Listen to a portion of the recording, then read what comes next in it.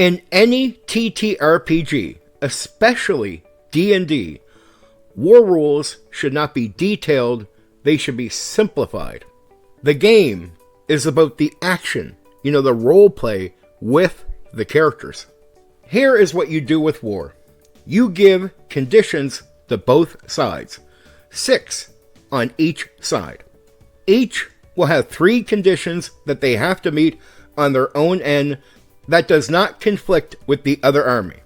And then there are 3 conditions that if one side meets a certain condition, it guarantees the other side has failed to do so.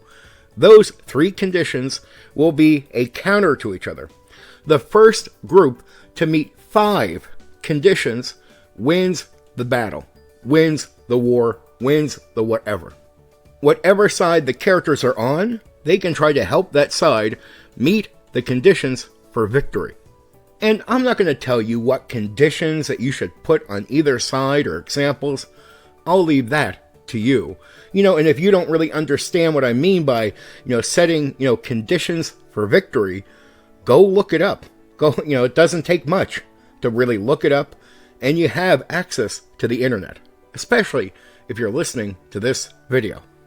Okay, I'll give you one really simple example. It could be like all the men in that army are well rested.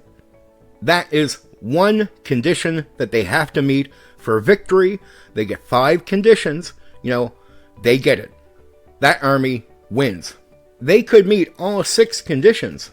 There'll be 3, like their own, like making sure their army is well rested.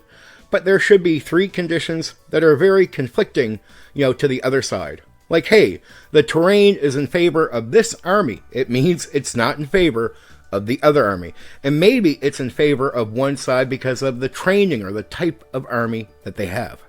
Making sure that you can counter and defend against any attack. There's a condition. And wait, you're sneaky. I told you I would only give you 1 example after I told you I wouldn't give you any. And now I've given you 2. How many would die? How many would survive? Decide that, probably even before you get into the gaming session. Do you need dice rolls to decide that? No, not really. What you could do is maybe make a chart, like one of those dice rolling charts where you have a number of different potential outcomes for a loss. And then you have another chart with a number of different, outcomes for a victory. Roll a dice, match it to the chart. That's what the victory looks like for one side. For the other side that lost, well, you get a chart, roll it. Well, that's what it looks like for them. Maybe you can do that. Or you can just decide on your own. Use war like you use everything else in the game to give the characters something to do. Those conditions can be missions, smaller things that the characters can do to help, their side get to victory without really needing to focus on rolling out an entire war. Okay, there is some food for thought. For now, take care. You know what you can do? You can hit the like button. You can share the video. Oh, and there's another button you can press.